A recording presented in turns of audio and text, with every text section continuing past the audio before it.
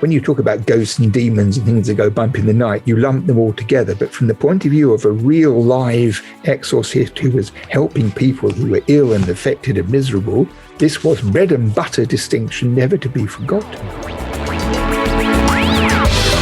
Salutations, listeners, and welcome back to Glitch Bottle, the podcast where we uncork the uncommon in magic, mysticism, and the generally misunderstood. I'm Alexander F., and today we are so honored to chat about the first ghosts with internationally known Assyriologist, Dr. Irving Finkel.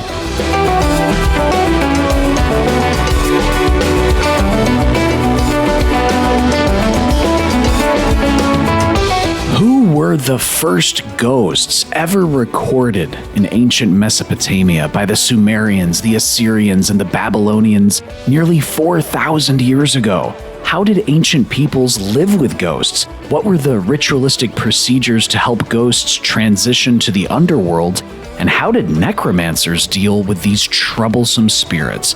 Well, there's no one better to ask than Dr. Irving Finkel. Dr. Finkel is a world-renowned Assyriologist and is currently the assistant keeper of ancient Mesopotamian script, languages, and cultures in the Department of the Middle East in the British Museum, where he specializes in cuneiform inscriptions on tablets of clay from ancient Mesopotamia. Dr. Finkel is so influential and is known for so many things, including the discovery and translation of an ancient tablet with a pre-Noah's Ark Great Flood narrative suggesting a coracle-shaped ark. Dr. Finkel also has reconstructed the rules of an ancient board game played in Mesopotamia called the Royal Game of Ur, among so many other accomplishments. Dr. Finkel's latest tome is The First Ghosts, Most Ancient of Legacies, and it is such an insightful and a captivating read. In this book, Dr. Finkel embarks upon an ancient ghost hunt, scouring these ancient tablets to unlock the secrets of the Sumerians, the Babylonians, and the Assyrians, and to breathe new life into the first ghost stories ever written. In The First Ghosts, Dr. Finkel uncovers an extraordinarily rich stream of ancient spirit wisdom which has remained hidden for nearly 4,000 years. The book also covers practical details of how the ancient Mesopotamians lived with ghosts, how they got rid of them, how they brought them back, how they avoided becoming one, as well as the book explores more philosophical questions. What are ghosts? Why does the idea of them remain so powerful? And what do they tell us about being human? I am so thankful to Dr. Finkel for taking the time to come on the podcast, as well as a huge thanks to each and every Glitch Bottle podcast patron and supporter for your wonderful questions for Dr. Finkel. Also, if you'd like to see the video podcast with Dr. Finkel, head on over to patreon.com/glitchbottle. And now to help us uncork the uncommon, let's welcome Dr. Irving Finkel.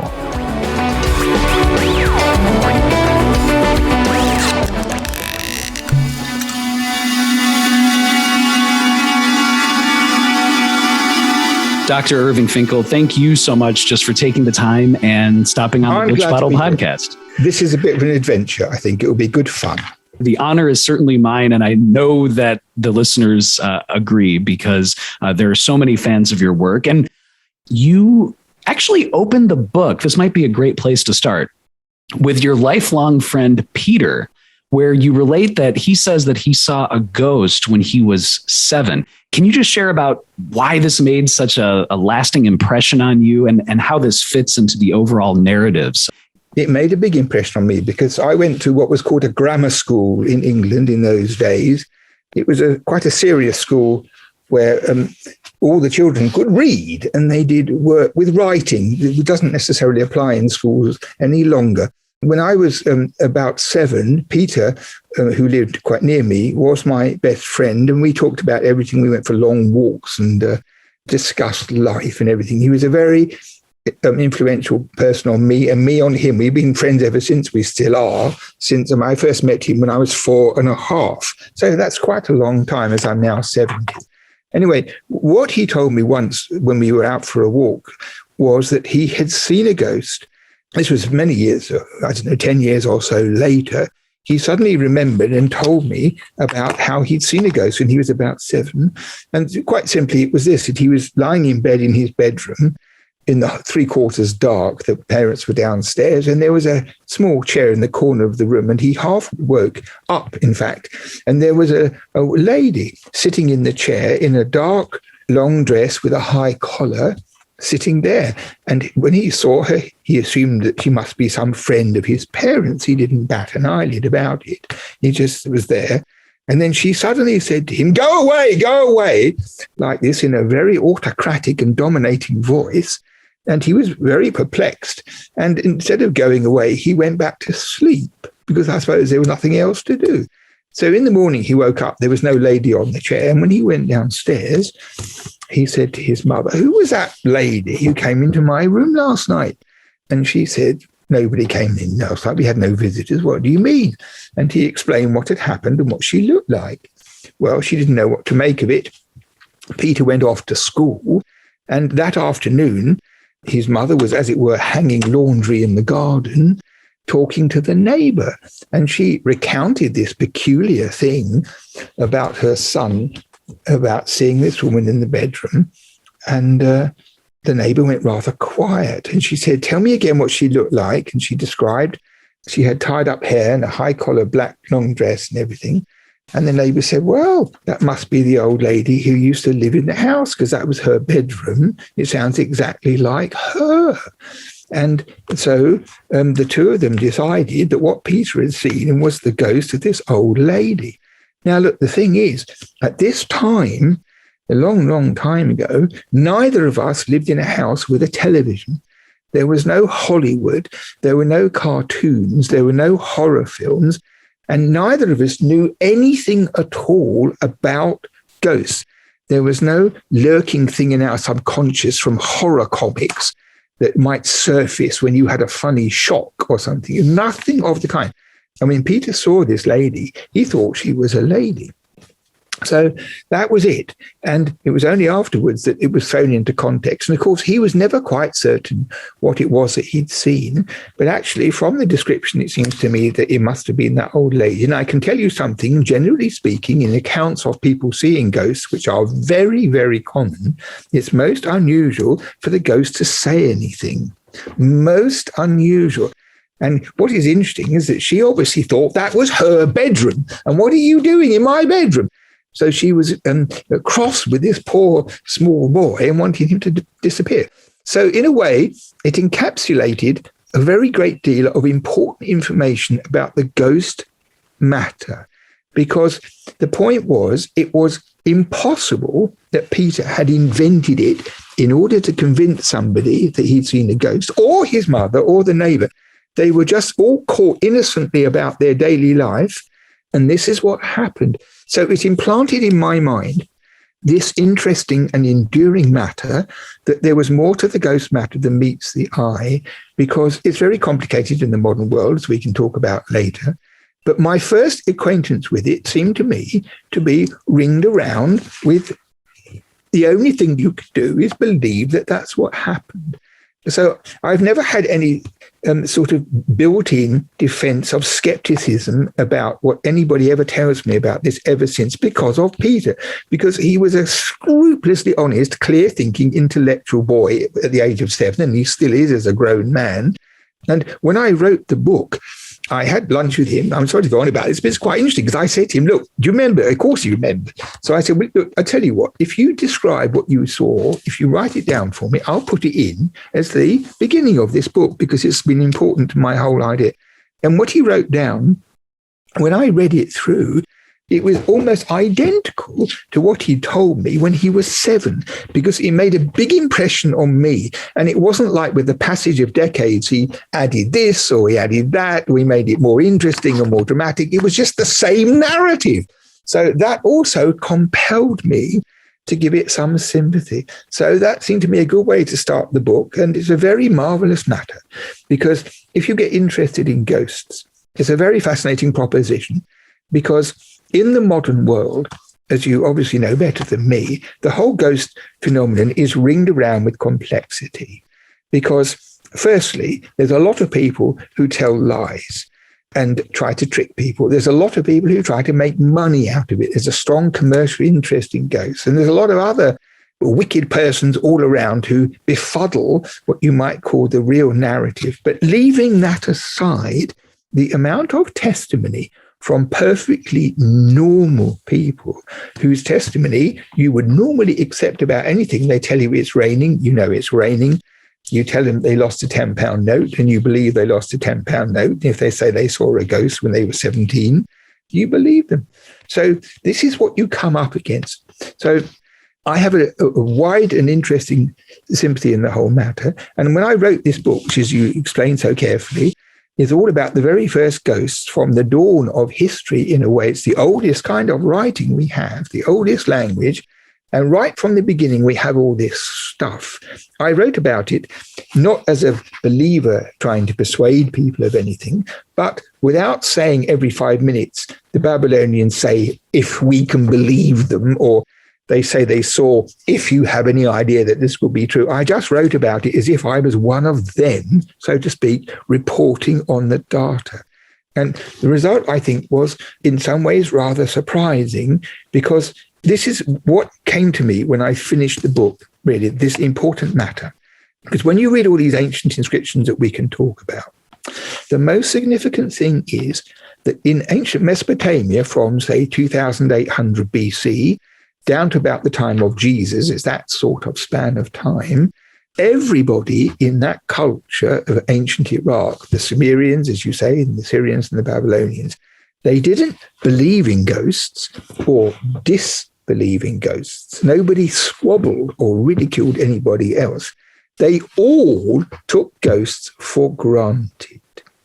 And this is an absolutely massive proposition, but it is certainly true. From the king of Assyria down to the boot boy in the palace, everybody regarded ghosts as part of everyday life. Now, this, in my opinion, is the default position for mankind. It's the default position. So it prevailed from the very beginning, and it prevailed unchallenged until a certain stratum of time came along when two things happened. One was religion of the monotheistic type, that's to say Judaism, Christianity, and Islam, with their one God, one religion idea, and science. And these two things, hand in glove, suppressed what I regard as the natural, spontaneous, and default belief system which prevailed before. So if you're in Manhattan or Oxford or Paris, the whole question of ghosts, if you bring it up, people move away from you. They look at one another as if you're some kind of idiot. And, you know, it's a kind of fishy thing. It's a rather difficult question altogether. But all around the world, in villages where people live as they have done more or less since the Bronze Age, in many, many parts of the world, the populations still live as they did in the Bronze Age. This belief persists untrammeled. So in villages of South America and India and China and such places like that, Mars, anywhere, you go into a village and say to somebody, do you believe in ghosts? They look at you as if you're an idiot. They'll sit you down and say, how long have you got? Let me tell you about my wife's uncle, for example. And you never get away. So this is an interesting matter because the conclusion is that people, sophisticated university-trained thinkers and so forth, who poo-poo the idea, especially scientists who have nothing to do with it, miss the point entirely because they themselves are in an absurd position of running against what I regard as a standard human belief system that goes back to the beginning of the species. So I'm dying to have a fencing match with a high-quality scientist in a white coat because I'm quite good at fencing and I think I could probably run them through before they ran me through. But it's really extraordinarily difficult to find a context in which one can talk rationally to persons about their own belief in ghosts in the modern world. Yes, and to that very point, Dr. Finkel, one of the many rejuvenating things in your book, The First Ghost, is you let the sources, the cuneiform translations, speak for themselves. And you even mentioned, I believe in the introduction, exactly that if you're at a dinner party, I'm going to mess this up, but if you're at a dinner party, for example, and you say, oh, yes, well, I believe in ghosts, and the table gets very quiet, but all it takes is one person effectively to say, something. You have to test this. You have a dinner party with, let's say, 12 persons, okay? A very nice soup to start off with, everyone's relaxed. And then you say, I spoke to this bloke over Zoom the other day, a real idiot. He works in the British Museum. You think he'd know better. He thinks that everybody believes in ghosts. I mean, how can anybody be so stupid in the modern world? Okay, so you throw that out on the table. And then there will be silence. And everybody will look at one another. And then after a certain interlude, somebody will say, well, it's a funny thing. When I was a girl, my auntie told me, and then someone will say, yes, when I was a student, the guy opposite me in the same building, he's had such an experience. And then out of 12 people, I think 8 will have this matter. Either they saw a ghost themselves, or somebody in their family or they're close to, or they knew about, had the same kind of experience. They're touched by it. And statistically speaking, 8 out of 12 may seem fanciful, but I think it's very likely to be a kind of accurate gauge. So that is an interesting phenomenon that nobody talks about it, nobody admits anything about it, and yet perhaps more people than not have had such an experience. That is a remarkable matter. It is. And to do this, you go back to literally the first cuneiform writings, the first writing system that the world had ever seen. And that's the daft thing about it. That is really, because you see, this kind of writing, cuneiform writing, is on bits of clay. It's long before the alphabet. It's about 2,000 years or more before the alphabet was invented. So these people who lived in Mesopotamia, they used mud from the riverbank as a writing surface, and they worked out a way of pressing marks into the clay, which recorded their language. So it may sound very cumbersome, but it quite rapidly turned into a very beautiful and highly sophisticated system to write a language. And the thing which is so extraordinary is that these clay tablets just last and last. So whenever there's an excavation, if they're lucky, they find these tablets in the ground, and they very soon are handleable and readable as if they've just been written. So unlike many cultures who wrote on perishable goods like leather or wood or papyrus, they don't survive in the ground but these tablets, so in the British Museum, we have about 130,000 of them, which is, if you think, most of them about the size of a pack of cigarettes or a matchbox or something like that, but some of them are very much bigger. 130,000 is more than a lifetime's reading material. And among all the different subjects, there's a whole bundle of things to do with ghosts. So I thought, this is the time to write something about the whole matter, all because of this conversation with Peter, and see where it led to. So that was this book. To this point, Dr. Finkel, can you share with the listeners about the conception of a ghost in ancient Mesopotamia, especially considering you have such a fascinating section in the book in terms of how ghosts have 1/3 divinity and demons have 2/3 divinity. So what is a ghost? That is something worth stressing. It's a unique situation. The first principle is that ghosts are what is deemed to survive of a human being after death. So everybody knows about spirits and ghosts in principle. And the Mesopotamians had the same idea, that when the body died and it rotted, was buried, then the bit that made the person went down into the underworld, where it hung about in the gloom, being a sort of ghost. The ghost in the Mesopotamian terms and in general terms is the visible or invisible remnant of a human being which survives the death of the body, and what happens to it remains to be seen. So the point about it is it differs very crucially from demons and devils and evil forces with which they're often lumped together, because the Babylonian exorcists, and there are many people who earn their living with spells and rituals to drive out unwanted things, drove out ghosts on the one hand and evil demons on the other. So that was their bread and butter to deal with them. But they were fully aware of the difference between them, which was important, because the human being who dies what is left behind, the word for ghost in Mesopotamia, is written with a very complicated cuneiform sign, which you can tear apart. It's not like writing with English letters, where the letters are the letters, but when you have all these different marks put together into a long shape, you can kind of open them up. And it turns out that the word for ghost, that means what remains of a person, is said to have 1/3 component of female divinity, the same quality that female deities have. So the other third is blood and clay from which the body was made. So a human being has clay and blood, like we say flesh and blood, they use the word clay, and the animating spirit, which is the same sort of stuff, as it were, chemically, as goddesses are made of.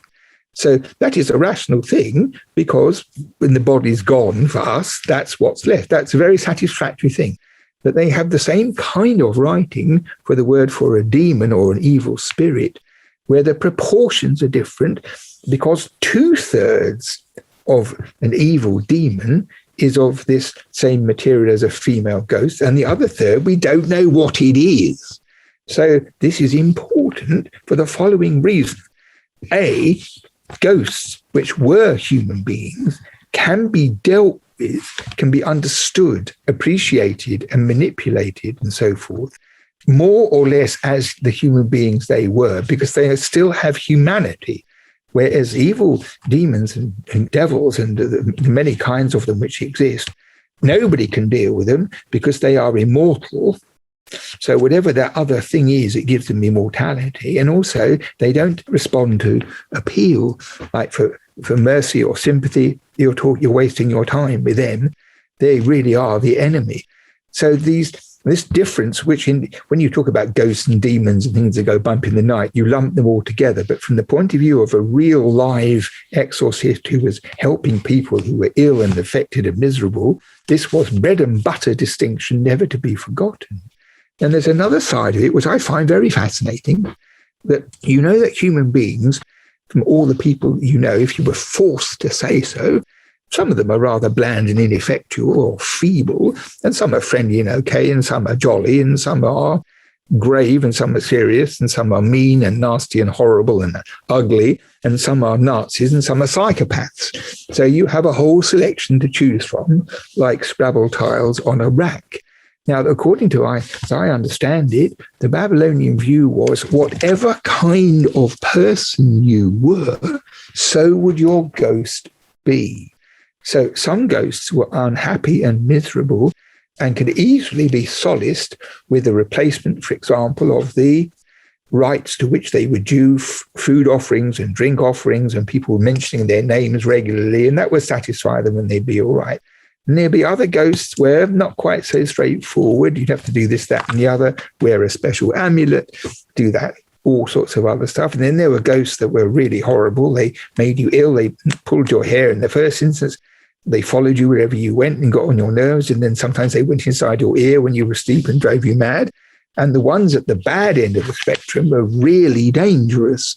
So the exorcists, the people whose job was, when they had a client who was pursued by a ghost, what they did, I think, was this. They must have, I don't think they had consulting rooms like Sherlock Holmes, but they must have had a system where someone who came to them persecuted by a ghost, they would sit them down and ask them if they knew who it was. This is the first thing, because the people in Mesopotamia, sometimes they were buried in cemeteries, but most often when people lived in a large estate house built round a central courtyard with many buildings all round, you'd have an extended family. And when the sons married, the wives would come, and so it would get bigger and bigger and bigger. And the courtyard in the middle would sometimes have a tomb underneath it where successive generations could be buried. So this is a literal explanation for why many ghosts, when they came back to where they were before. And this applies to ghosts all over the world. It's a very normal thing. And in the Mesopotamian context, it's absolutely normal. It was their stomping ground, and these were the relatives, and the relatives were supposed to do what they hadn't done, and they come and make a fuss. So That could all be sorted out in due course. But you see, the thing is this, many other reasons could make a ghost troublesome. And the Babylonians had a rather extraordinary document where they listed all the different kinds of person or their demise, which might make it likely that they would be a ghost in the future. So anybody who died under gruesome circumstances was a dead surefire ghost to come. So women who died in childbirth, things of that kind, fell down a well, crushed by a chariot, gored by a bull, any number of battlefields, swords, robbers, and committed suicide, went up in a fire, drowned in the sea, all those sorts of everyday story of country folk points. Ghosts like that were very likely to come back because they needed some kind of absolution. So when your ghost expert talks to the client, he'd try and find out whether it was somebody in the family, because they would know. And if it was somebody outside, that would be much more difficult. So I have to tell you how it worked, because it's actually very rational, because they had these things called omens. So if something happens one day, bang, then the consequence is that. So, for example, if a grasshopper falls in your milk at breakfast, the queen will have a miscarriage, this kind of idea, very common Babylonian theory. Well, they had loads and loads of these to do with ghosts. So if you saw a ghost on the second day of the month and you saw a ghost in your bedroom, or it was in the 3 o'clock in the afternoon, all the different criteria were written down. So the exorcist could say, okay, let's find out. Who is it likely to be? And what can you tell me? What did they look like? Did they say anything? And then they build up a picture from which they could identify with some plausibility whether this was a member of the family, like some bad-tempered great uncle who was horrible when he was alive and come back to make trouble, or it was somebody who'd been killed on a battlefield and was roaming around a lost ghost looking for sympathy and what have you. He'd be able to tell, and then he would know the right sort of procedures to get rid of them. Because the overriding thing was, if you have a ghost, to get rid of it as soon as possible. You detail that in one funeral writing from 1900 BC. You detail that when someone dies, the living person must immediately declare that, quote, his wind has blown away. Why is that step so critical to do that? We've only got a record of this from that period you mentioned. So whether this was a generally held thing, I don't know.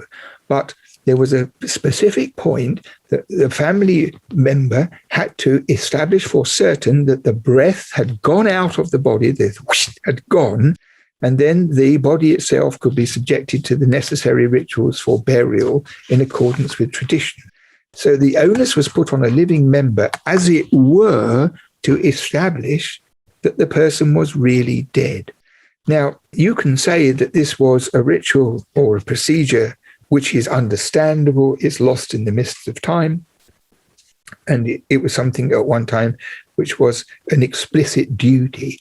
And that may be the case, because from that period you're talking about, 2100 or so, there are quite a lot of rituals, even for the kings and queens, which show that this division between when the spirit was still in the body and when it had really gone away, whooshed away, was a thing that they paid a lot of attention to, and the rituals changed in accordance with it.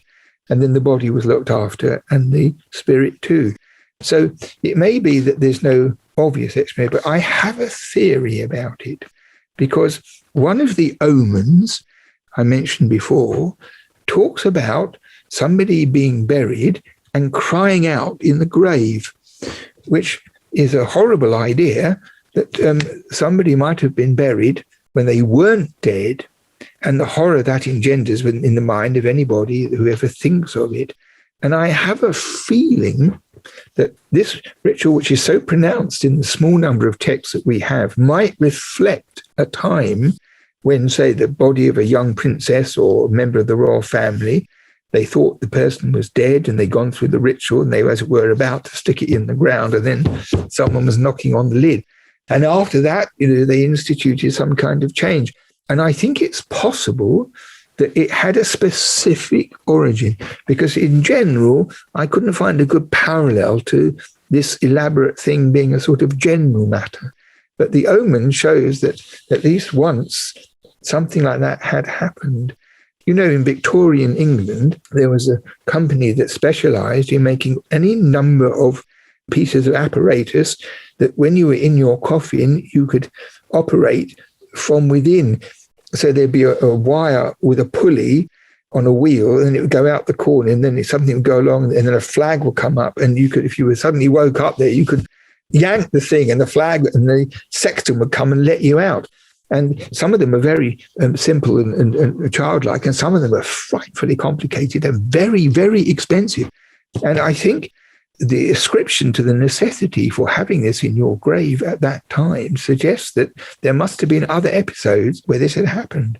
The fear of burial, you know, if the idea crosses your mind, you can understand how ghastly it would be. So I wrote about what I knew about that because it's quite an unusual thing. But in general, the body was buried as soon as possible, and the ghost was encouraged with utterances and prayers and invocations to the sun god to protect the ghost, to make sure it got safely into the underworld where it was expected, went forward. And from that day on, the oldest son had the job of offering food and drink to the departed in the underworld. They had in this courtyard, there was usually a kind of pipe where stuff could be poured down. And this is something worth considering because theologically speaking, the underworld was under our world and its dimensions were the same as ours, only it was down there. So in other words, it had all the room in the world for more and more and more ghosts. There wouldn't be a space problem any more than there would be a people problem on the globe, not in those days anyway. So with part of their mind, they thought that the ghost of this great uncle, so to speak, was thousands of miles down beyond where anybody could ever go in the netherworld where he's supposed to stay. And that was the kind of clear understanding. But at the same time, they had a pipe leading to where the body was buried, where they would pour porridge and beer or something. It must have been rather gruesome in the summer for the ghost who was always thirsty and needing food. And because the literary description of the netherworld is rather grim from the point of view of diet, because they lived off clay and dust, and there was a big shortage of fresh, cold water, and all the ghosts there competed for it. So they tried to mollify the ghosts who were down there. And when they forgot, the oldest son was supposed to do it, but when he forgot or delegated it, and then a couple of months went by and nothing, then the ghost would start making trouble. So that was the biggest cause of malaise of people who were supposed to be dead within a family context that was nothing to do with violence or crime or the other kind of thing. But the normal domestic ghost problem was to do with not giving them what they deserve. You actually detailed, too, that after that declaration, to your very point, you shared in the book that there are 3 ritual components that enable the ghost to be successfully seen off to the underworld: a clay effigy of the deceased, a special chair for the ghost, and grave goods. Can you share a little bit about those 3 elements? It is remarkable that at that particular period, this is laid out so clearly, because as I see it, having a clay effigy of the dead person in the house is a bit like, I can't remember whether I wrote this in the book because I tried not to be too facetious, but it's a bit like family photographs on the mantelpiece of the departed. In other words, if you had a figurine which represented the person, then they'd always be in mind. And you might say, oh, remember Aunt Agatha, wasn't she a sweetie, and things like that. And it's the mention, the fact that they're not forgotten and gone forever, which is an important thing. The second thing, I think, is a chair, which in this ritual, the spirit was supposed to sit itself. And it's a bit obscure how it actually worked, but it's clearly provided at that time you were talking about the departure. It's part of the apparatus which the spirit needed. But also it is the case that in later magic from the first millennium, from the time of, say, Nebuchadnezzar, there are ghost activities where a chair is mentioned, which is nothing to do with burial, but more somewhere where the ghost who is a problem should sit down and be quiet while they decide what to do with it. It's something like that. So the chair had a durable question, so the figurine is more a theoretical matter. Grave goods are very important, because when the body was buried in the historic period of Mesopotamia, both from the kings and queens and then where we have graves of commoners and normal persons, the body was always laid to rest with some essential things. So it might be food offerings and drink offerings in vessels. It might be tools and weapons or jewelry, sometimes inscriptions, sometimes expensive lapis lazuli and gold, also depending on the affluence of the family and also on the concrete idea they had of what would be useful to the person in the world to come. Because I think on the whole, that the giving of funerary gifts and things in the burial might sometimes be what people call honoris causa. That's to say, you want to show your respect for the departed and things of this kind. But that is not a sufficient explanation for the thing in principle. And the simplest proof of that is the amazing graves of the kings and queens of Ur from about 2600, which are one of the jewels in the crown in the British Museum and also in the museum in Baghdad and the one in Philadelphia, because there was a joint expedition to the site of Ur where Sir Leonard Woolley found these royal graves. And there it is explicit that they were equipped, the royalty, with what they would need in the world to come, which they visualized as being like the present world. So, for example, the queen or a princess took with her all her ladies in waiting, not only her jewelry and teapots and knitting needles and what have you, but her own personnel. And there were horses or donkeys with their carts that they needed, and there were musical instruments and all sorts of other stuff. Lavish funerary goods. And nobody could say when they saw that it was anything other than setting out with what you would need for your new existence. So I think that is the essence of the funerary gift. So it can vary from a small handful of little beads or something very wispy to rooms and rooms of stuff like Tutankhamun in Egypt, who had so much stuff in his tomb, it took them months to empty it and all the gold in the world. But it's the same principle that whatever survives of the person into the great unknown, wherever they were going to go, would need with them the things which were familiar to them, which they would need in their life to come.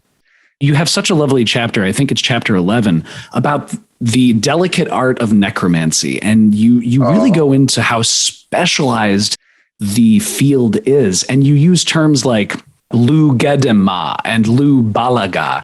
Can you share about what these terms mean and just the importance of things like the drum, for example? Well, we certainly can. But before doing that, it's important to clarify that in all the inscriptions that we have, which is quite a large body of stuff, magic and ritual and amulets and superstition and omens and procedures, 99% of them are to get rid of ghosts. Because when people have them, they may not be all that bad at the beginning, but they are a problem. And everybody wanted to get rid of ghosts and have a peaceful life. So that is the overwhelming job of the professional exorcist. That was how he was qualified. He knew what to do with all the different possibilities. And that's the normal situation. There were some exceptional circumstances where it was regarded as necessary or advisable, I don't know which, to call up a specific person from below in order to ask them some questions. So embodied in this idea is something which survives into the modern world, of course, because people who do knocking on tables and is anybody there and hallucinatory things and all that Ouija board stuff, all that material which became so popular in the 19th century and is still in existence, and all the idea in the world that the dead are possessed of a knowledge of the future and can be persuaded sometimes to divulge it, is already present in the Babylonian society from at least 1000 BC. So it's an interesting matter to me how a dead person in the underworld who's worrying about fresh water and getting on with his neighbors is possessed of this knowledge. This is a very important point. How do they know what's going to happen? How can they answer a question? And the second thing is, if you get called up to answer a question from someone who's still alive against whom you might have animus or resentment, how is it so certain that they're going to tell you the truth? these are two rather interesting points which are not amplified in the inscriptions. All we know is how to do it. So the medium which was utilized in order to house the spirit brought up was a human skull. What turned up in the British Museum was a kind of manual of necromancy with a whole series of incantations about how to get to see a ghost and how to talk with it and how to ask it questions, and so that it will tell you the answer. There's a run of rituals, and then there's a lot more to get rid of it immediately, because the last thing you want is this thing hanging around the house and making trouble. It's rather amusing to me that you call this thing up, you ask the question, and then you get rid of it as soon as possible. But the way they did it was remarkable, and there are parallels from Greek and Roman sources, and of course later. So you have a skull which is anointed with a complex of chemicals crushed into oil, and they're not the normal therapeutic plants and things of this kind, but they're rather unusual. It reminded me very much of the Macbeth witches sort of components. So they're all mixed up in this oil, and the skull is anointed. And then the exorcist who is in charge, there's a brazier with smoke and incense burning, and the skull is on the table, so to speak. The exorcist then calls upon the god of the sun, Shamash, to bring up into the skull the person who they want to interrogate. So Shamash, of course, the sun goes across the world, but at night it goes under the world in the same way. So the sun god had a good idea what was going on down there, and he knew who was there and who ought to be there and what have you. And it was he who summoned the individual to come up and go into the skull and answer questions. So according to this inscription, this is what happens. He recites this magical spell to do with the oil, and then calls upon the skull of skulls, answer me, and all this. And it says, Mimata Shalushu Ikabika, whatever you ask him, he will tell you. So this entity comes into the skull, and then you ask it the question, and whether it's, am I really the father of my son, or who's going to win the Grand National, or whatever question it would be, and the skull is supposed to articulate the answer. So it's easy when you read about this to think of it to be just one of the funny things people have done in the past. But actually, if you really imagine it, I think it must be that the skull was of the person in question, because it's likely to be your grandfather, really, all in all, is likely to be your grandfather. And you could probably get your grandfather's skull, because if you were a spirit down in the underworld and you didn't want to come up, you wouldn't want to go into somebody else's skull. I mean, who would want to do that?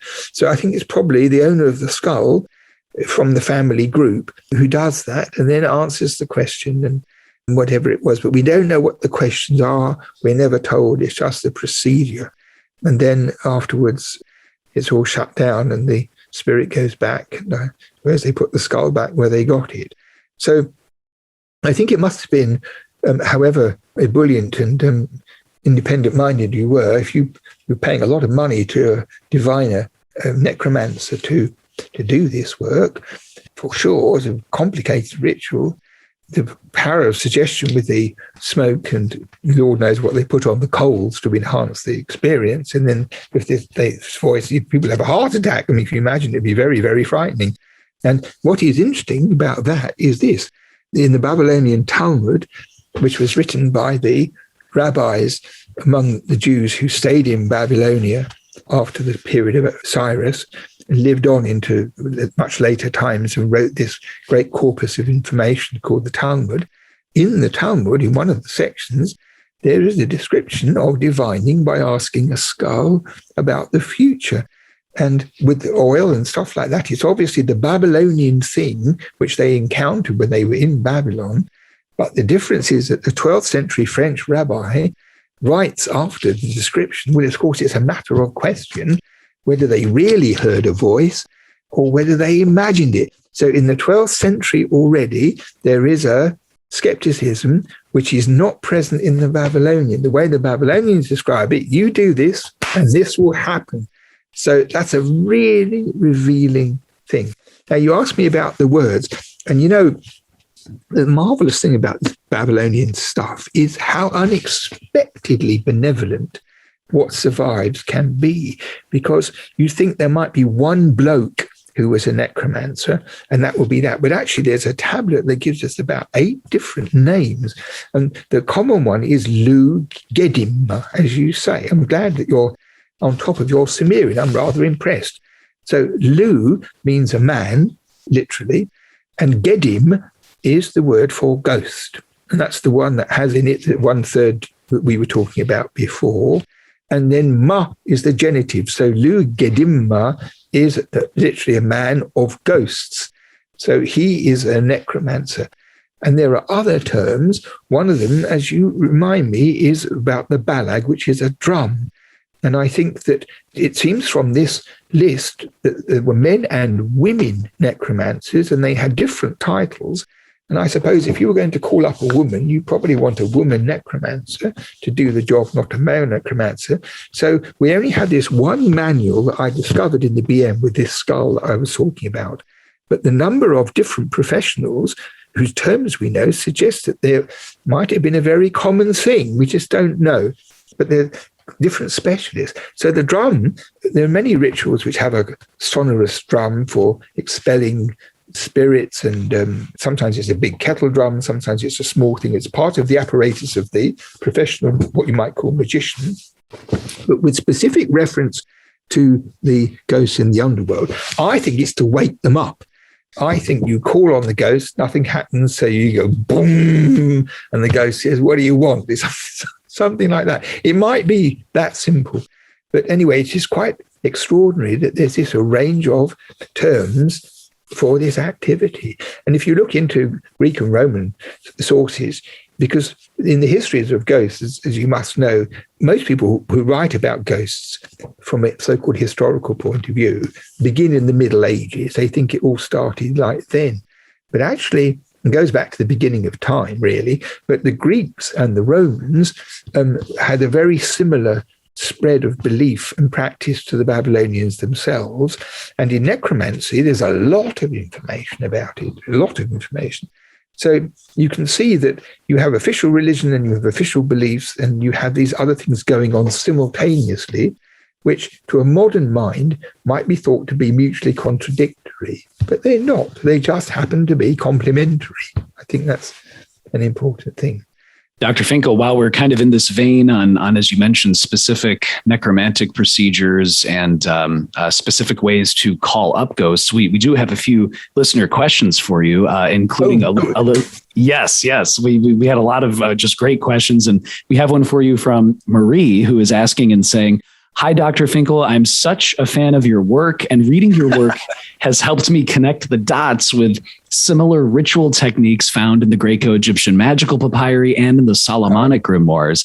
And Marie says, "My question, Dr. Finkel, is how common were consecrated magical circles of protection and phylacteries worn by magicians or exorcists in the Sumerian or Babylonian worlds?" Okay, we have both things. Often it's prescribed in a ritual exorcistic to drive something out, that a magic circle is drawn on the ground, marked out with flour very often, with flower incantations to endorse them, and the circle is put under the protection of one of the main gods. And I think that the patient is inside the circle and thereby is safe. And from then, for example, there are many rituals where evil is meant to be transferred from the sufferer to, say, an animal like a goat. So the person is in the circle, whatever is regarded as their evil will be transferred into the goat, who will then be driven out into the steppe or into the river or something like that, so that the evil will be carried away from the person.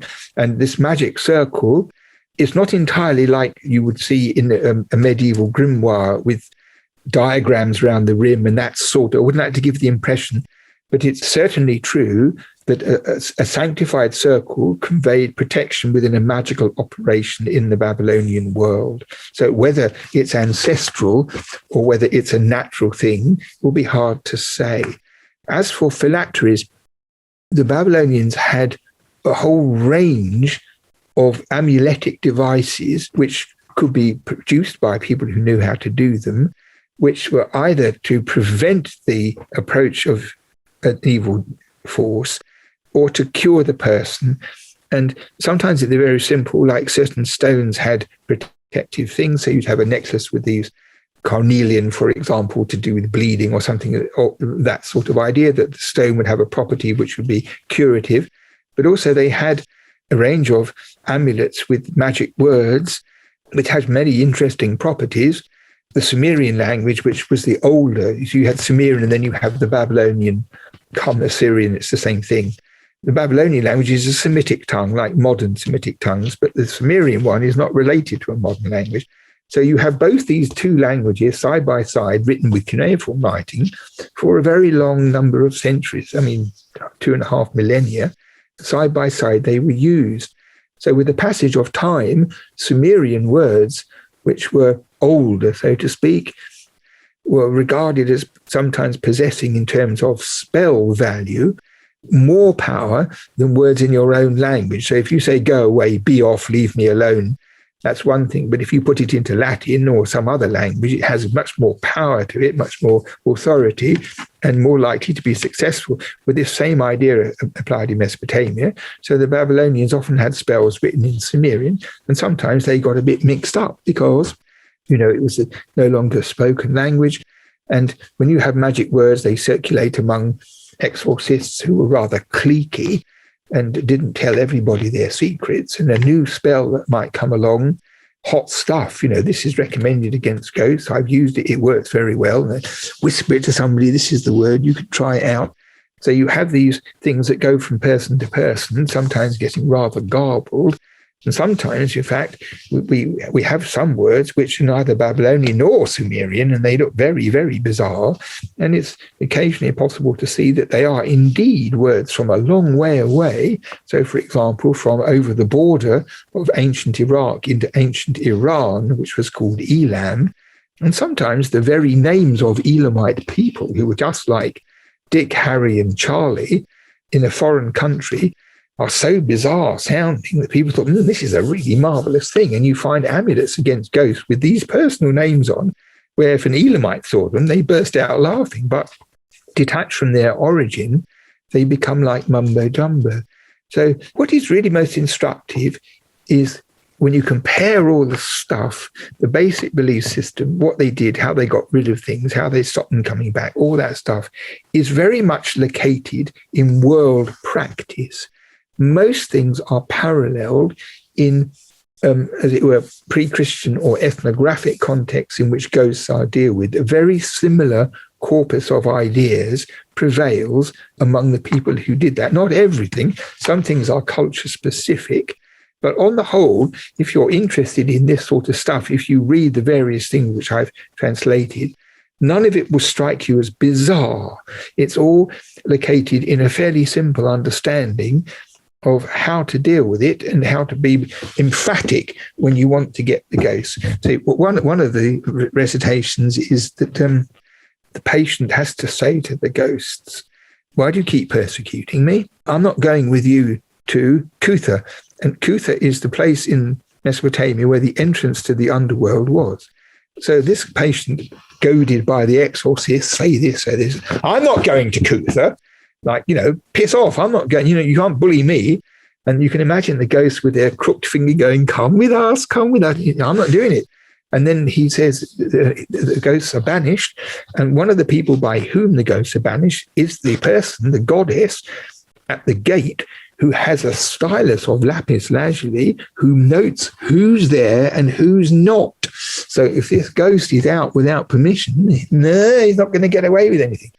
It's not mystic and it's not fanciful.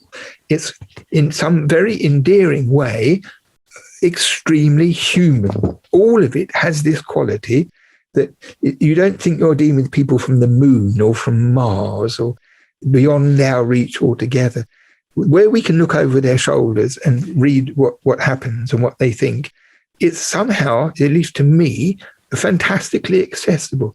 And the reason I say this, and this is the other important thing, not only that people took ghosts for granted, but also the people embodied in this culture, written in these funny bits of clay which look like nothing at all if you've never seen one before. They look like Weetabix. If you see one of these documents, the people who are buried in them are like us, I think, from head to foot. They are the same species as us, and they are no different from us. And some are stupid and credulous, and some are complex and intelligent, and everything in between. But what you would say, someone says, a Martian comes and asks you, Alexander, make a list of the 12 features of human beings. Okay, you just write down a list of 12, for example, believes in love, wants to have children, doesn't want to get disease, okay, wants to win the lottery. But apart from that, serious things, one of them would be, a characteristic of human beings is that they can believe things simultaneously which are mutually contradictory. This is an extraordinary feature of the human mind, which is supposed to be intelligent, where theoretically that shouldn't be possible, but everybody does it. So this is something you can see in antiquity as well. And so I think that Homo sapiens is an unchanged matter. So the point about it, it means that when you read about the Egyptians, the Greeks and the Romans and the Vikings and I don't know who, if you follow the, in my view, conspiratorial attitude of normal history books, the further away in time they are, the less accessible they are to us in our modern incarnation with our brilliance and our evolved state of mind and our cleverness. But that is a total illusion because mankind has not evolved in 1 degree, in my opinion, since the time of the Sumerians. No sign of it whatsoever, possibly going backwards. And it does mean that when we see these people, however differently they look, and however bizarre their language and the objects that we have, however mysterious they are like people on the bus. So this is a really important matter. And all the books in the world preach the idea, oh, we can never understand these people. We have to look down a long telescope, tiptoe around maybe this, maybe that.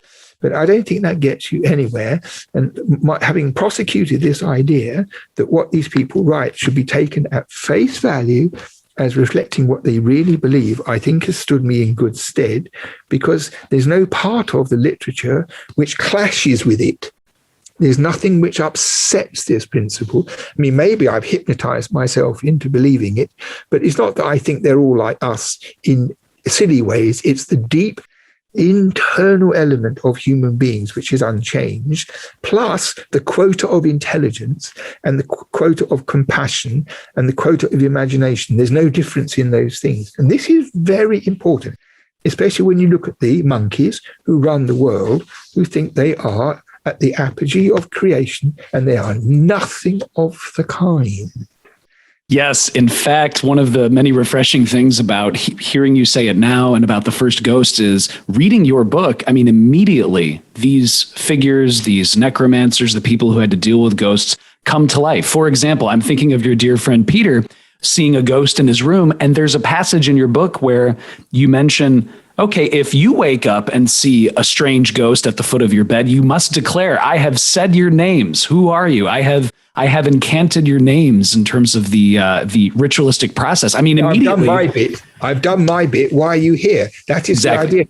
And actually, when you look at these texts, very often there's a kind of legal quality, like there's a contract. I've done my bit. So what's with you? What's eating you? You're not supposed to be here. And this Shamash, the sun god who oversees all this, is the god of justice. So some of the long incantation things are an appeal to Shamash because I've discharged my responsibility. Here's this ghost coming back here, making trouble. What the hell is this? Shamash, sort it out, deal with it, that kind of thing. It's really quite extraordinary that it's underpinned by a sense of procedural correctness. One of the interesting aspects of it is that sometimes they try to get a divorce from a spirit. So, for example, if a man is followed by a woman and persecuted by a female ghost, they set up a kind of fake marriage with a doll, and the doll's put in the bed and the man has to sleep with the doll, and the next morning the doll is sent off to the underworld, and that's the end of it. He's divorced from her, he gets rid of her, and he's freed up from it. So there's a kind of idea that the man is divorcing the woman, the female ghost divorcing her. when I wrote the book, I didn't really think too much about it, but I've had an idea about it since, which I think is rather interesting, because I have a theory that it's quite a complex ritual, because the doll has to be made according to procedure, dressed in things, and it's a banquet. People come and there's a whole long thing. It's a big deal, like a 3-day job, like Glastonbury or something. So this is not likely to be undertaken, and it's a heavyweight matter. So what actually could it be that provokes this? Well, the serological view is you translate this thing and you leave the question unanswered. But I had this idea. Let's say you have a person, a man, who had a first wife, and the first wife died, and the second wife is very jealous of the first wife, because this is a very common thing in a marital relationship or with a lover that's gone away. The incoming person who is very involved with the former husband or whatever becomes very jealous of the earlier relationship and the hold which she had over, her predecessor had over. So this is a normal thing. For example, in marriage guidance, where people have marital stress and marital jealousy, this is a very common thing. I mean, for example, we'll talk about what you say when you're asleep, but if somebody calls out a woman's name in bed in the middle of a nightmare and the wife wakes up, who the hell's this? What's going on here? Slap, bang, and all that. And if someone had a very deep relationship and it came to an end and they're afflicted by it and they carry the weight of it, then there is a kind of ghost in the family. There's more than 4 bare legs in the bed, as they say. There's some other thing. So I have an idea that this complex ritual to drive out this female might well be that it's to get rid of the predecessor, is to get rid of the first wife or the real lover or whatever it is, so that they can go into the future without this shadow. And that makes a lot of sense. I'm sorry I didn't think of it before. That seems to me to make sense of it. Otherwise, what does it mean to divorce a doll and stuff like that? I mean, they're not idiots. They knew what the difference was between a doll and a woman. And, they didn't do symbolic things in I'm going to be a symbolist kind of thing. So I have a hunch that's what it is. It was imbued with the entity of this previous lover or previous wife whose presence is intolerable to the new wife. I reckon that's it.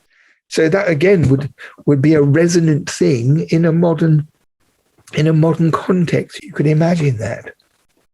I would almost say ruthlessly pragmatic, but the same problems, issues, solutions, the things that we debate in today's day and age were many of the same considerations, as you said, on a very deeply human level. And so they needed pragmatic ways to solve these problems, really. Yes. I think if you take ghosts for granted and you don't doubt when you've seen them, then the only thing you can do is to deal with it.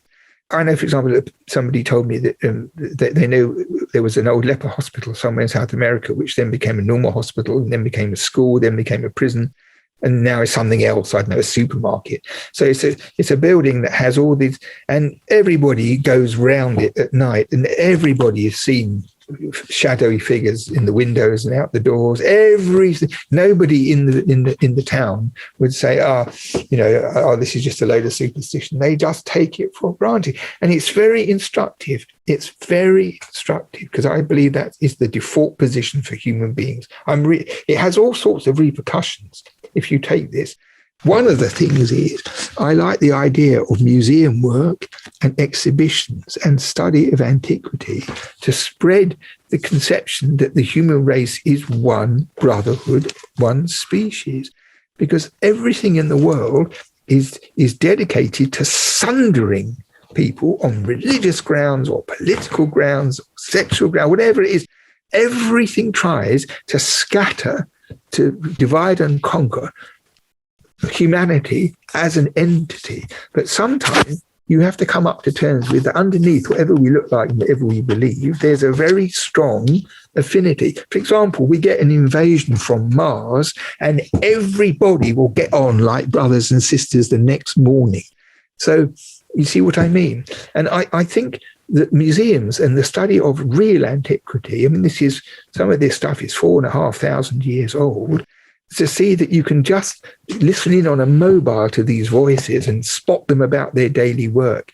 And, it's like this. If you read Jane Austen novels, they're all in corsets and tight waists, and they behave in their very funny way and they speak in their very funny way. But when you read one of those novels, ever after in life, you say, this is this person, and I know who that is. This is what, like with Dickens, it's the same thing. The characters are such that you recognize them thereafter.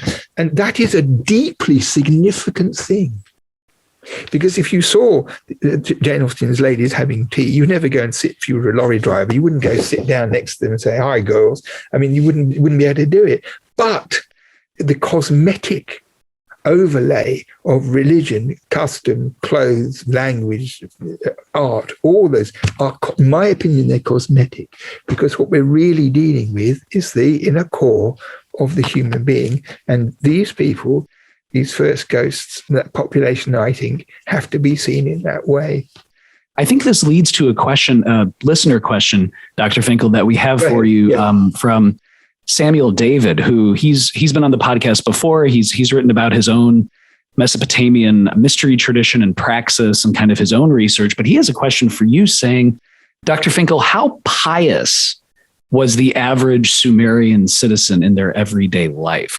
Well, piety is a funny word, because in English, it has half its meaning is being close to and observing with respect the gods, and the other half is doing good deeds. They're both kind of mixed up with being pious. So I think in a way it's not a good word to use. We have the two populations. We have the Sumerians and then we have the Semitic Babylonians. And it's easier to get close to the Babylonians than the Sumerians. Individual piety or individual relations, what can we say? Well, in the first instance, there were lots and lots of gods and goddesses. So this is not a monotheistic system. It's a pantheistic system with big and important gods and then medium gods and then lots and lots and lots of other gods, more than anybody ever knew them all, gods and goddesses. So the idea was that the gods were up there and they supposedly ran things. And if you behaved morally, if you didn't do naughty things like murder babies or piss in the river or do sacrilegious things or cheat the poor, or if you didn't do things like that, then you were entitled to think that your life should progress without misfortune or illness. That's the kind of reasonable thing. And the gods in general kept things in balance, but more specifically, in Sumerian times and later, an individual had their own personal god. So I think when the baby was born, the baby was consecrated, sometimes named after the god, but not always, to this deity who would be looking after them from then on. So they had this rather comforting thought that whatever happened, there was somebody looking out for me. And of course, it had pitfalls. If you were an important king, you had one of the top three gods. If you were a nondescript farmer, you might have a local deity that nobody else had ever heard of, but the principle was still there that someone was looking after me. But gods were modeled on human beings, as they always are, which means that they weren't always fully responsible for what they were supposed to be responsible for, and they sometimes forgot. So you might have a perfectly honest, moral farmer who lived an upright life, or what you might call a pious life, although I don't think it's quite the word, but an upright person who wasn't a crook and a criminal, didn't beat his wife and looked after, did all the right stuff, and then got some horrible disease. His view would be, what's going on here? Why am I ill when you're supposed to be looking after me? And this legal thing we were talking about with regard to ghosts shifts over into this medium as well, that really your personal god is supposed to be looking after you round the clock. But I suppose when questioned, they would say, well, perhaps they had sleep, they got hungover, they went on holiday, they Homer nods. So once in a while, and then one of the demons who's always hanging around looking for a bit of sport zaps you. And then you have to take steps to get rid of it.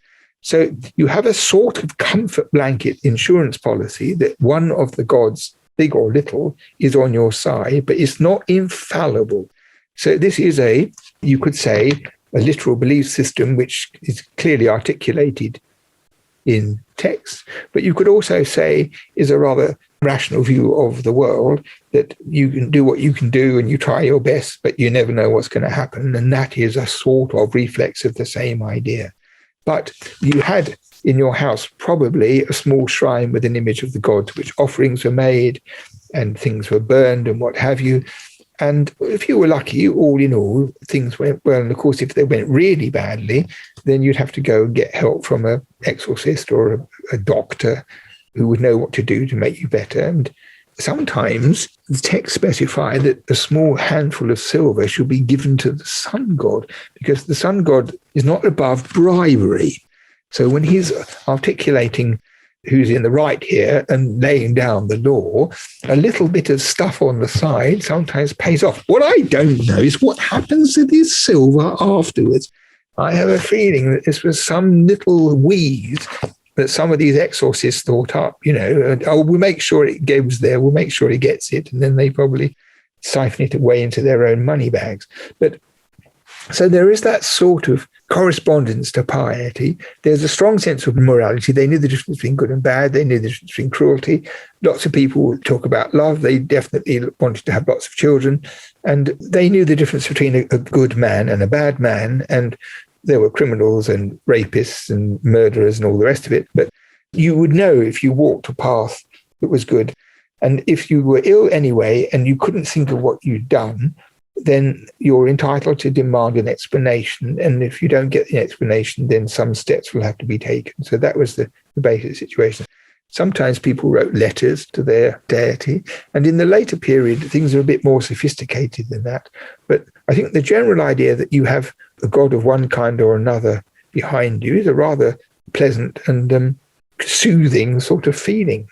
Speaking of Shamash or Utu and the points that you just raised as well, Dr. Finkel, we have another listener question for you from Richard Baxter, who is asking and saying, "Hello, Dr. Finkel. I'm so excited that you're on the podcast. My question is, previous guests and scholars of Solomonic magic and the grimoire tradition have shared about in the European grimoire tradition of using hierarchical command to call more powerful demons over lesser spirits in order to enforce their presence for the magician. Did Sumerian necromancy or demonology have this? For example, in your book, and as you've just shared as well, Dr. Finkel, you share several petitions to the sun god Utu or Shamash being invoked to wield his solar power and help deal with ghosts. So is there anything about the hierarchical command structure of these texts that you can share about? They don't do that because they have all the gods they need. So an exorcism against a troublesome demon might invoke 10 different gods, all of whom had their strengths. So you'd have a whole football team and any demon would run for his life because he couldn't cope with it. So it's more like that. So I suppose what you're talking about later in the grimoire is what happens when you only have one godhead. Then the status of the godhead and the balance of importance, it's one against, it is a different thing where you have all the gods in the world and they're all, as it were, on the side of light. We do have wizards and witches, things like that. They can make you ill, they can make you impotent, they can make wax figurines of a person, dress it with a bit of hair and a cloth and stick a needle right through the middle and the person will die. And all those, when they bury fingernails and someone in urine, and there's all that blackish kind of magic. There's a whole series of tablets to do with getting rid of sorcery and witchcraft. There were two series, in fact. One's called Maklu, which means burning, and the other is called Sherpu, which also means burning. The magic caused by human witches and wizards is to be driven back to attack them. That is the basic way it works. But when you read those in translation, if you're familiar with that sort of literature that you're talking, some of the things will ring a bell. There's no doubt about it. The use of black magic in the famous Code of Hammurabi, which was written in the 18th century BC, which was a set of laws to regulate human society, which wasn't literally followed like a modern law code. Sorcery was punishable by death, so it was very frowned upon to try and use the powers of magical coercion for evil. it was very frowned upon. I didn't manage to find any case of a necromancer or a wizard or an exorcist, rather, in Mesopotamia who might call up a ghost and use it to get somebody. I mean, that would be a very terrible, wicked thing. Whether that ever happened, I don't know, but I had it in mind to look, but I never saw anything that would suggest that.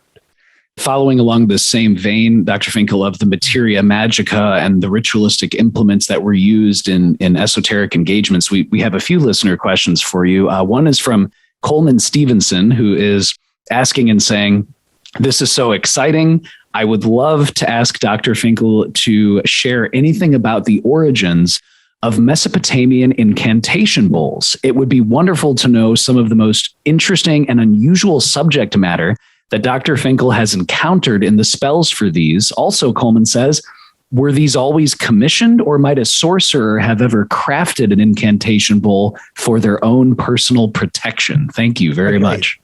Well, that's a good question. Firstly, the incantation bowls are made of clay. They're about, I don't know, this sort of size, like a big soup bowl.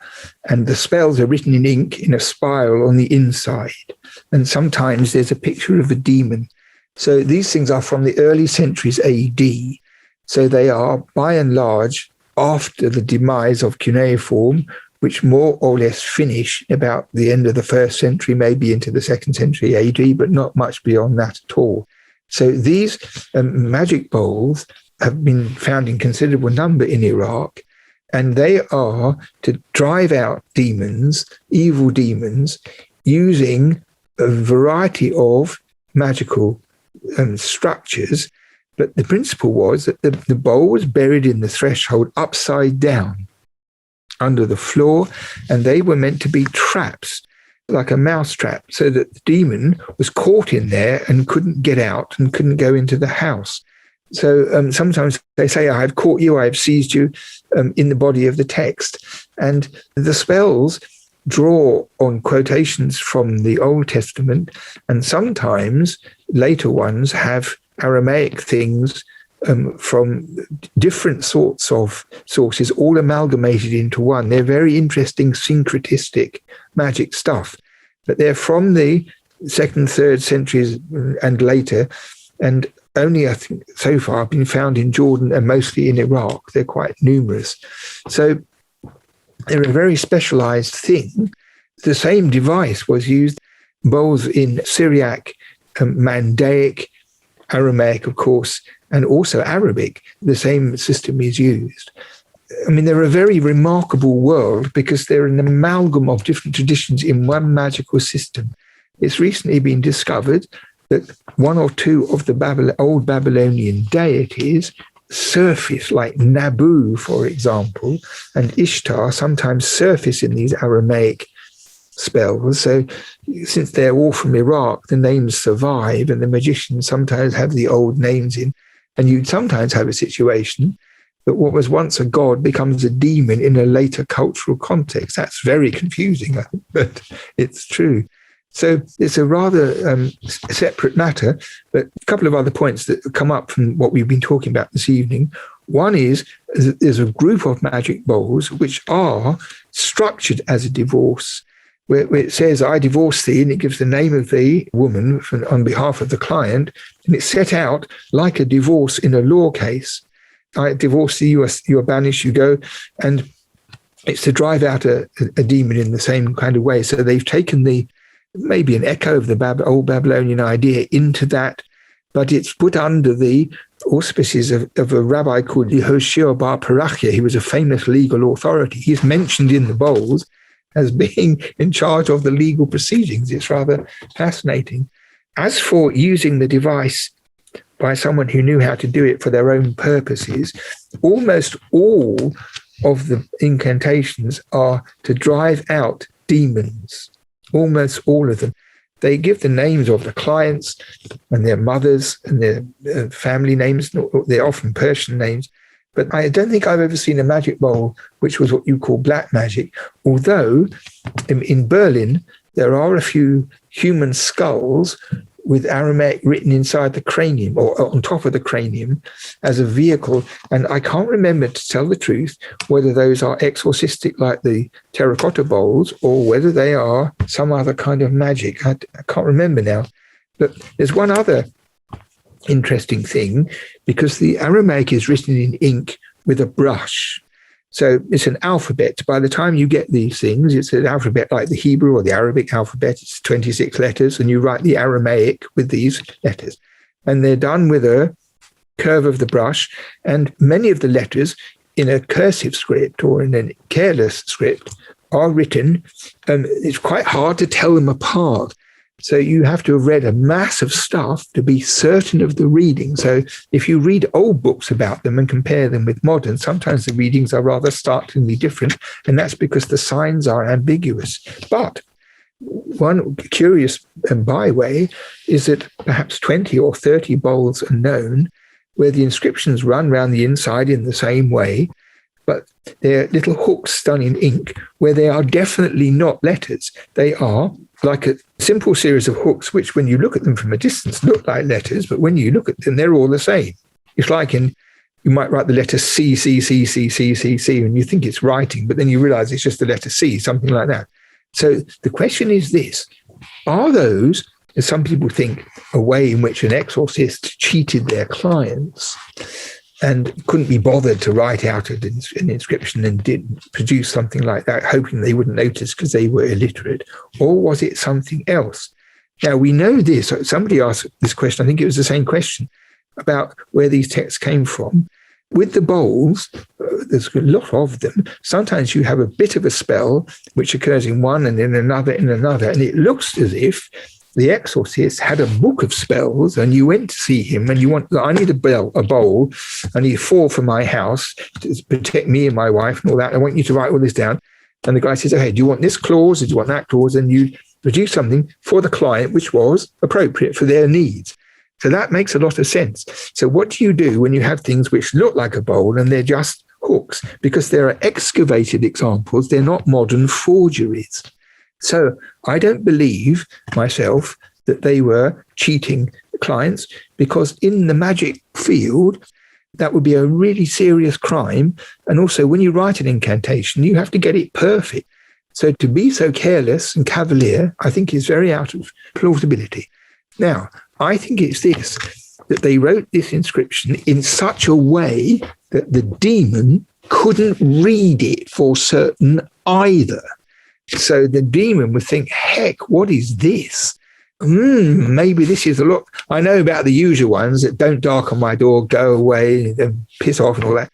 They might have seen those 100 times and not think anything of them. But this other thing, all the way round into a circle, I don't know, maybe we'll just go, maybe we won't risk anything. And it might be something like that. I like this idea because there's a parallel in ancient Mesopotamian context where you have an amulet written on stone, which was very, very expensive, imported, sometimes, say, from Afghanistan, with a spell against a demoness where the words are split up over one line to another, which is a heinous crime for which you would be beaten to death in school. You must never split a word over a line. And they have funny sign forms and obscure things like that. And I think it's the same thing, because lots of those stone amulets say, I know who you are, you're the daughter of Arn, you're the wicked lioness. And so this demoness, she comes, I've seen this before. And then this funnily written thing, she thinks, I don't like the look of this. And I think it's a parallel, which, if it's right, shows even more the level of true conviction about what they are doing, that the character of the demon can be allowed for in this way and exploited.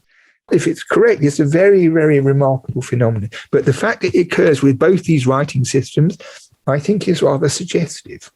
That's fascinating. So effectively, the operator is creating an intentional ambiguity in order to trap and effectively lead the spirit in the direction that they want them to move. And if the demon sees the inscription, he thinks, I should never come here in the first place, and withers up and disappears into the ground, something like that. But they're quite often found in the thresholds of a house. And There was a thriving business. And I think if you needed a bowl, you went down to the place in the souk where the bowl writers were. And as I say, they probably had a book of spells and you chose the bit that you wanted.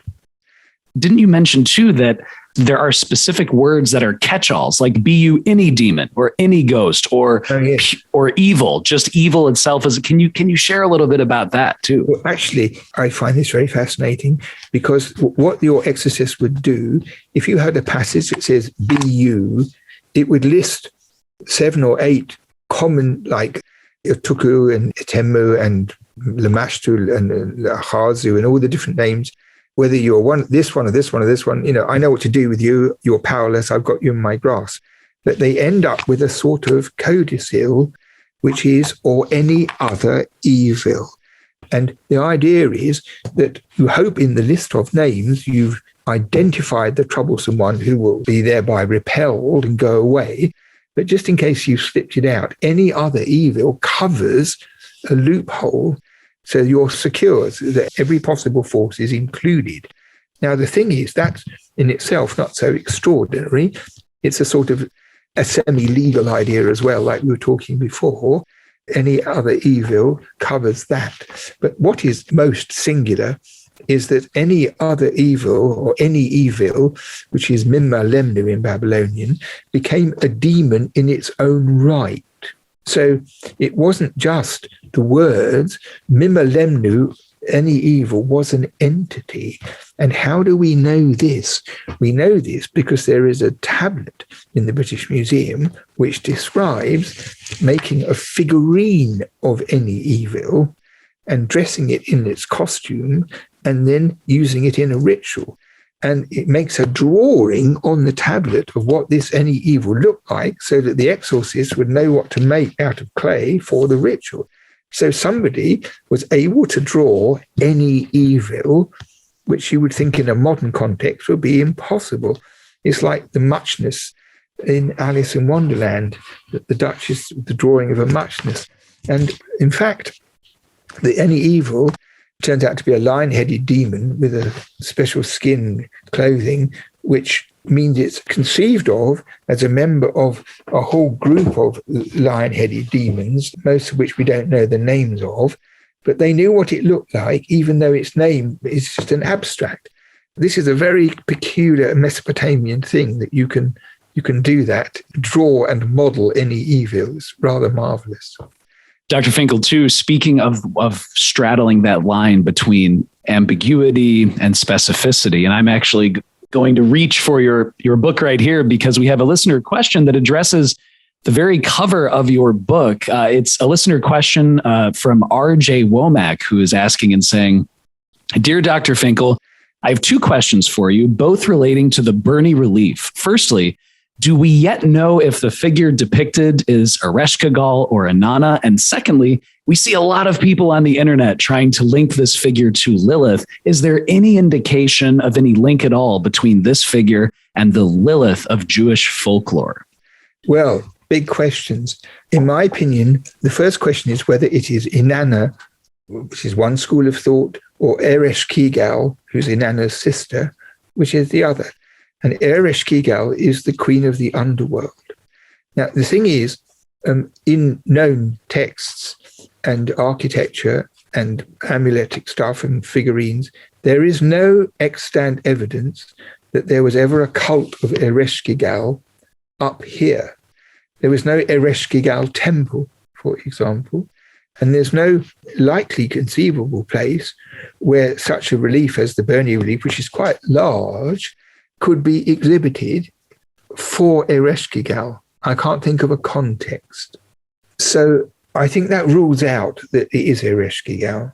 My own view is that it is certainly and unquestionably Inanna. I don't think there's any doubt of it.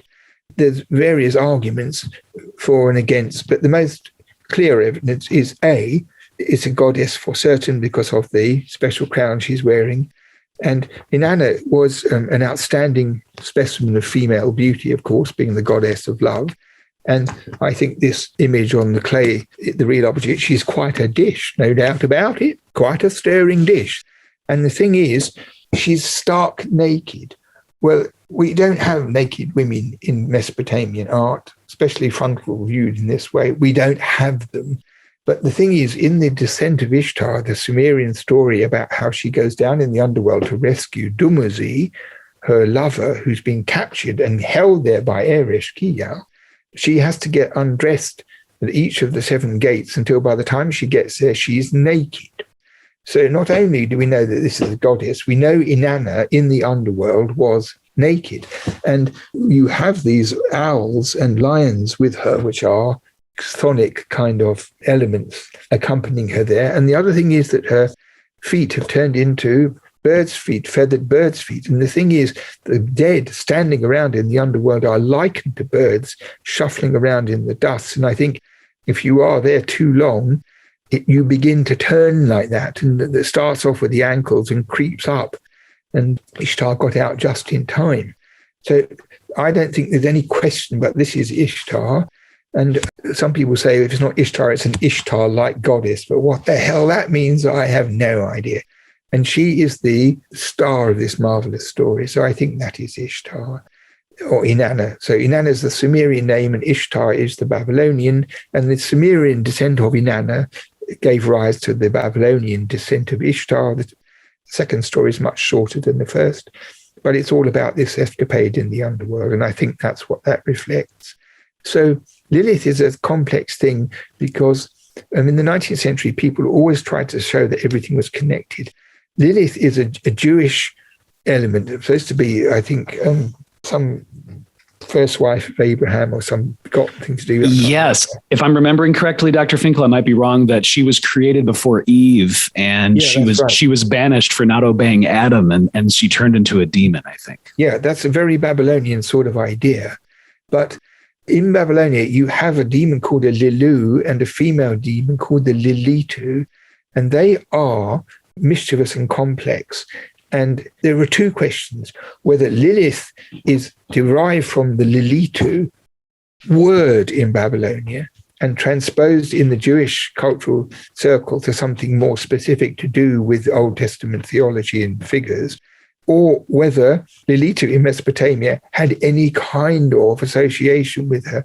I think the Lilu and the Hisikal Lila, these 2 terms, are probably like incubus and succubus in Mesopotamia, and that when men ejaculate in their sleep, that was regarded as some evil female demon having their way with them and all that kind of thing.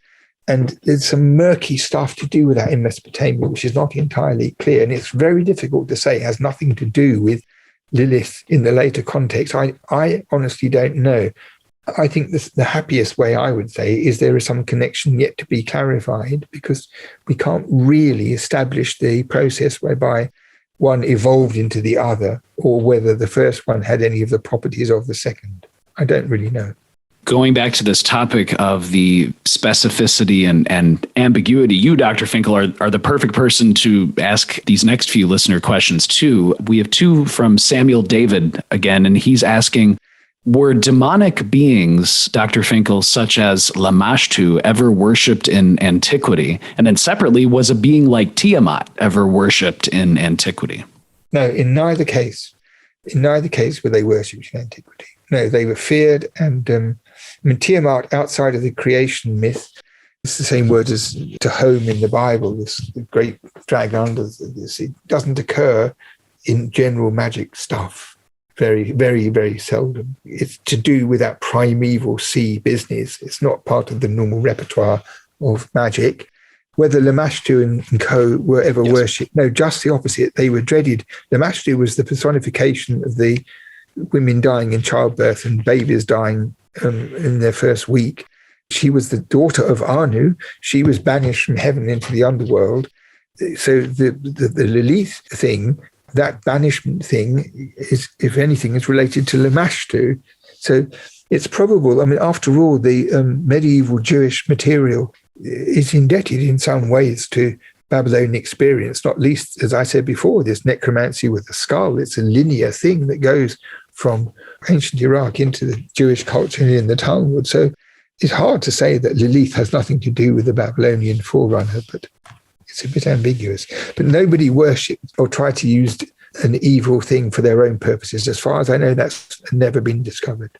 We have another listener question for you from Samuel David, who's asking and saying that the afterlife, Dr. Finkel, seemed quite bleak to the Mesopotamian peoples, and certain liturgical and ritual texts indicate that the supplicant is appealing to a deity or deities to save them from death in what may appear to be some manner of reincarnation. So Samuel's asking, did the Mesopotamian peoples espouse even rudimentary beliefs in reincarnation at all? No, I don't think they did. My idea is, I think this is correct, that they had a deep-seated structural conception that the life force was finite. And I think it's because of water, because they were very vulnerable when the rivers didn't supply water. They always had a bit of a knife edge about resources. And I think psychologically, this also applied to their understanding of the cycle of life. So to put it simply, the Babylonian idea was that for a baby to be born, somebody had to die first. I believe this is the case. So you have the situation that all the spirits of the dead are in the underworld. And I think what they were waiting for, which is never answered, and everyone seems quite happy to believe everybody hung around there forever and ever and ever without knowing why. It's obviously impossible. So I think the truth of the matter is that the gates were there in order to release one spirit and not the whole lot at once, so that a new baby could be animated. So that somebody died and then a new baby came. So that you had a resource which was circular and finite and rescued. But I think it is nothing to do with reincarnation in the sense it's to do with the physical stuff. The quotient of divine is more like some frothy thing in a test tube, to my mind, than a character reappearing in another body, which is what reincarnation is. So that if you're a holy man and so forth, and you turn into a worm, you're an intelligent worm that might remember giving alms to the poor or something. There's nothing like that. I don't think there's any question that in as much as we could ask a Babylonian, I think they would say that the baby had no knowledge of anything to do with it. I think that's how it worked. So it's a recycling rather than reincarnation. But the evidence is a bit complex and a bit elusive, and I think it's correct. I'm fairly sure it's correct, actually, but I think it would be a great mistake if it gave rise to the idea that they believed in reincarnation in the way that later religions explicitly do, with very clear implications. Specifically dealing with ghosts, Dr. Finkel, on page 232 of your book, and I absolutely love this, you detail a ritual procedure to avert evil, where the operator must offer juniper incense and flower cakes, and then, so fascinating, take an arrow and firmly plant an arrow directly in the ground. And some Latin Solomonic grimoires from Europe say that the operator must fix a sword point directly into the ground. So how common was it, Dr. Finkel, to use arrows or other materials as a ritualistic kind of stabbing into the ground? That's the only case I know.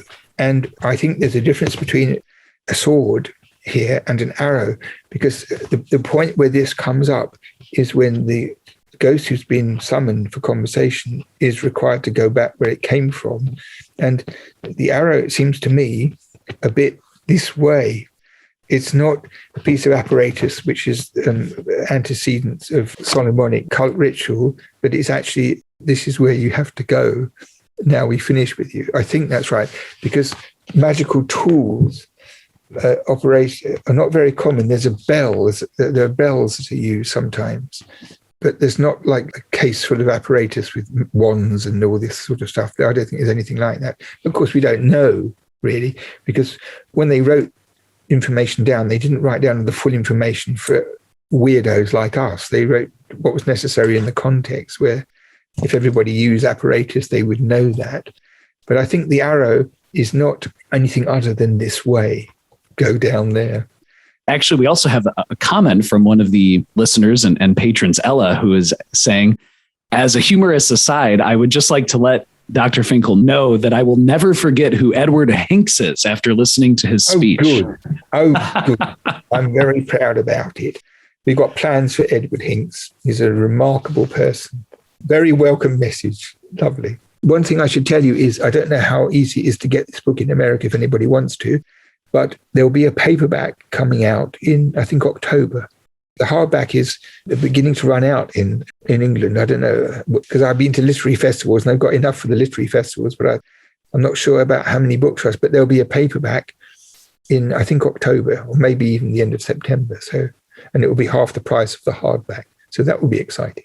As readers go through your book, and as they read more about Mesopotamian history, what are 2 or 3 misconceptions about Babylonian or Sumerian ghosts or rituals that maybe you often find yourself gently reminding others or sharing with others? Well, I think firstly, nobody had any idea really in the wider world that they had any ghosts in Mesopotamia. I mean, it's not an established thing. Prior to this book, it's been a very esoteric matter in some journal articles, but there's been no book which tries to put this across as a synthesis of our whole working system. Generally speaking, Mesopotamia is outshadowed by Egyptology. It's a very tiresome matter, but because of Hollywood and other things, everybody knows about mummies and pharaohs and pyramids and the marvelous picture writing and everything. So hieroglyphic work in Egyptian is solidly in general knowledge and things. Mesopotamia, for some peculiar reason, is not. And it's a pity, because it's about 10,000 times more interesting than Egyptology, in my opinion. Having read quite a lot about Egyptology, it's much more interesting, and the language is much more interesting, and the writing system is infinitely more interesting. So it's a bit of a difficult question to answer. I mean, in the 19th century, when people read their Bible and knew their Bible well, when the stuff from Mesopotamia first came to light, and kings like Sennacherib and Esarhaddon and Ashurbanipal and Nebuchadnezzar and all those things, people knew a bit about them already from the Bible, and they had a sort of status already, and Nineveh the capital and Babylon the capital. Because of the Bible and because of Greek authors, there was a ready-made place in which Mesopotamia fitted. And then as the Gilgamesh story was translated and various other things, people became more and more interested in it, and it became more generally known about. But there's been more of an eclipse, which in some respects parallels the extent to which the Bible is widely read in the modern world, because everything has changed. People below a certain age don't read the Bible unless they come from particular families where you do. But on the whole, we've done work in the museum and exhibitions and things where it's become very evident to us that, say, people below the age of 30 have never read the Bible at all, don't even know that the flood story is part of it and all the other things which are part of it. So where we had a good thing to lean on in terms of biblical familiarity and the world of the Bible and the geography of the Bible, that's tended to go, so that Mesopotamia now stands on its own feet. And as a result, it suffered a bit. I mean, in some areas, like astronomy, for example, the history of astronomy, there's ferociously marvelous evidence from Mesopotamia about astronomy long before the Greeks and what they knew. And if you know about the history of astronomy, then Mesopotamia is a high-scoring thing. And there are other areas where it has a kind of respectable matter. But one of the reasons I wrote this book, and the one before about the Ark, was to show that if you use the sources, that things can come out which are extremely interesting now, very surprising. And I've, in both cases, tried to use cuneiform resources as fully as possible, not to sugar them up and just describe things instead of what they really are, in order to try and make this stuff a bit more familiar to people, because it is an overlooked side of the world. And we live in a time when archaeology and classical studies and ancient languages are poo-poo by a lot of people who think they're a waste of money, and they're wrong, but we have to fight against it. So that's precisely why I wrote this book and the Ark before Noah, to show that it is astonishing how much we know about this world and what and how it's born on our own. One really good thing to mention is this, that when the Greeks went to Mesopotamia in about the 3rd or 2nd century BC, they were already conversant with astronomy, and they went to Mesopotamia because they knew that the Babylonians had these decades and decades of observations of the movements of the planets. And they needed the data. They needed the database. They had theory, but they didn't have the data. So some intrepid people went from Athens to Babylon and went to what you might call the university, the college in Babylon, where the astronomers worked, and they sat around a table and they exchanged information. And the Greeks learned from the Babylonians. They copied out their tables of first and last visibilities of the planets, and they discussed the theory about that, and also medicine. When they went back to Greece, they took with them a whole dollop of knowledge, which then passed into Greek. But the thing that makes this most transparent is the following point, that mathematics in Mesopotamia came into being about the same time as writing, about 3,400 or 500 BC. As writing came along, so did recording of numbers. Now, for one reason or another, the Sumerians right at the outset decided that they would work on a sexagesimal system and not a decimal system, because most people having 10 fingers on their hands, or 8 fingers and 2 thumbs, use 10 decimal counting as a natural resource, but the Mesopotamians used 60s.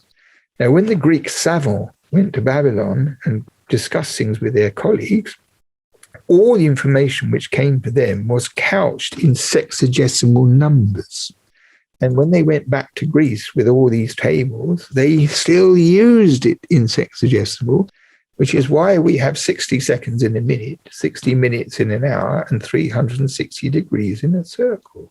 So that phenomenon, which is to be seen on even pocket watches and wrist watches today, is a testimony to the remarkable nature and importance of the ancient Mesopotamians, because the Greeks kept it alive and we still do. So there you are. Of the 65 trillion things that you dedicate yourself to every day, because you are an incredibly busy person, we are so thankful for your time. Is there anything in terms of upcoming projects or books or just things that you're thinking about, further research? I'm in the middle of 3 new books. One of them is about this tablet with the rules for the royal game of which is a very, very complicated subject. It'll kill me if I'm not lucky. A very complicated subject, but I'm trying to write a book about that. That's one thing. The second thing is that I'm writing a book about Babylonian medicine in the 2nd millennium BC, because I found a whole load of interesting documents from about 1800 with medical therapeutic recipes, which are among the earliest sources of medicine. So that's quite an interesting topic. So that's nearly done. And the third thing is I'm writing a book about private diaries, because some time ago, for various reasons, I started a thing called the Great Diary Project, which is in London, in a library, where we rescue diaries in people's families that they don't want. Because often when people inherit diaries from their relatives, they throw them away or they burn them. And they're very full of information, sometimes very full of information about life. So I had this great scheme, which has come to be. And there's a library in London called the Bishopsgate Institute, where this project is housed. And so far, we have something like 13,000 diaries from the 18th, 19th, 20th, and 21st centuries. So this becomes a resource like cuneiform tablets, because sometimes you have one which tells you something, and sometimes you have a whole archive which tells you a lot. And the thing is, these diaries are full of the most marvelous information about real people's lives. And I'm interested in real people's lives, not politicians and so-called important persons, but real people. And these diaries, in the future, 200 years' time, will be like gold dust. So I'm writing a book. My 3rd book is about why it's important to rescue these diaries and some of the amazing things that you find out from them. So this is a full-time plan, and I'm now 70, and I hope to work in the British Museum until I'm 120, and then we'll see. That's my plan. I know that your inspiration and your erudition, and frankly, your expertise and your spirit is so wonderful, Dr. Finkel. I'm glad we talked. It's good fun. It's really good fun. Listeners, just Wow. If you are like me, Dr. Finkel's expertise and generosity of spirit leaves you with amazement, with gratitude, and also an inspiration to delve the esoteric spade deep into the rich, fertile soil of Mesopotamian history. Dr. Finkel has inspired me to deepen my understanding of the Sumerian language, and also it's so fascinating to see the similarities between Mesopotamian necromantic and magical procedures and the later Solomonic grimoires, as well as the differences. Dr. Finkel's humanizing of these ancient peoples and connecting them to our modern day is also so rejuvenating. So please check out the links below to get your copy of Dr. Finkel's book, The First Ghosts. Also, supporters of the podcast can check out the full video podcast of Dr. Finkel and other supporter perks and content on patreon.com/glitchbottle. As always, this is Alexander F. reminding you to invoke often, uncork the uncommon, and keep the light.